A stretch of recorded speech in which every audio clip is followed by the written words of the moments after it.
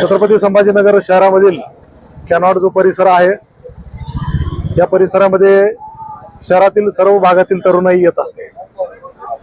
तर तरुणाईनं या ठिकाणी येणं अपेक्षित आहे.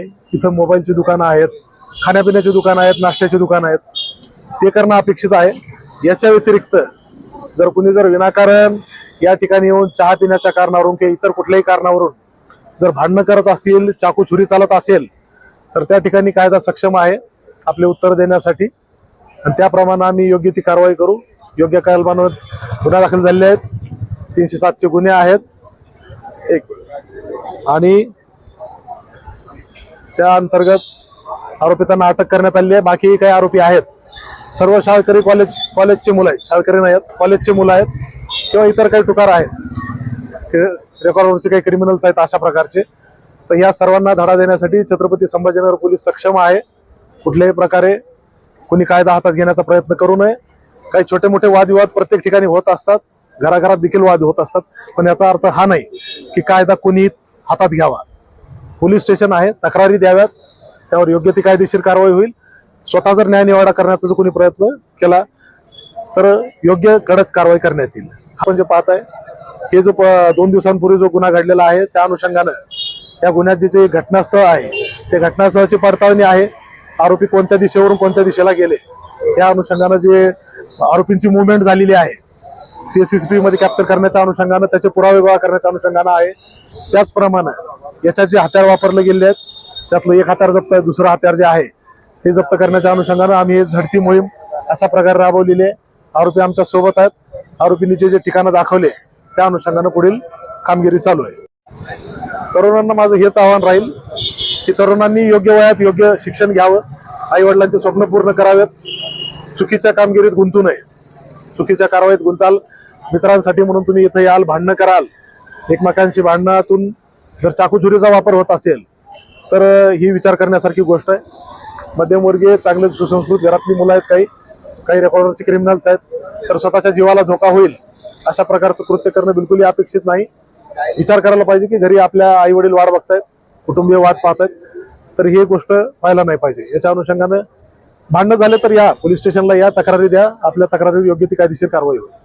परंतु अशा प्रकारे भांडणं करून स्वतःचा जीव पणाला लावणं योग्य नाही आणि इतराचा जीव सुद्धा धोक्यात घालणं योग्य नाही.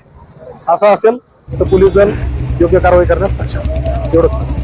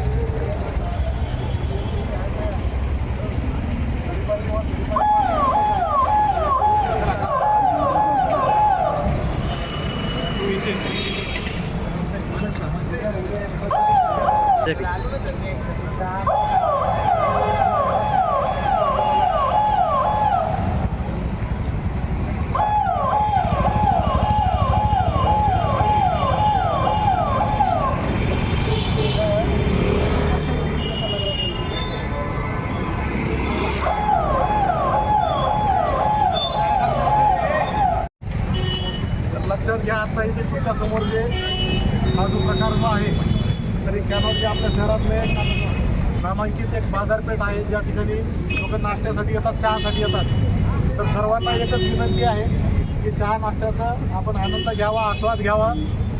एवढे व्यापारी वर्ग आहेत, सर्व कायद्याचं पालन करणारी मंडळी आहे. परंतु या ठिकाणी येऊन जर कोणी कायदा बिघडवायचा जर प्रयत्न करत असेल तर आम्ही सक्षम आहोत. तर कृपा करून चहा पाणी घ्या, इथल्या मार्केटमधून वस्तू घ्या, लाभ घ्या, परंतु कुठल्याही प्रकारे आगाऊपणा करून स्वतःच्या घरच्यांना अडचण होईल, स्वतःला कुठल्या कायदेशीर गोष्टींचा सामना करावा लागेल, या गोष्टींपासून दूर राहा आणि आपलं स्वतःचं करिअर बघा. मोस्टली तुम्ही सगळे तरुण मंडळी आहे, बरोबर. तर गाव खेड्यावर आलेले आहे, तिथं शहरातले काही आहेत, तर सगळे सुसंस्कृत घरातले आहेत. तर आपापल्या सर्व शिक्षणाचा लाभ घ्या, येणाऱ्या पुढल्या करिअरचा विचार करा. एक गुन्हा दाखल झाला तर आयुष्यात पुढे नोकरी मिळत नाही, 4-5 वर्ष कमी कोर्टाच्या चक्रा माराव्या लागतात. या अनुषंगानं स्वतःची काळजी घ्या, स्वतःच्या करिअरचा विचार करा, आईवडिलांचा विचार करा. चुकीच्या कृत्यात गुंतू नका. काही झालं तर कायदा आपलं काम करेल, त्यावेळेस तुम्हाला तिथून पुढं पश्चाताप होईल याची तुम्हाला शासन. तुम्हाला सर्वांना प्रेमाचा हा सल्ला आहे. धन्यवाद.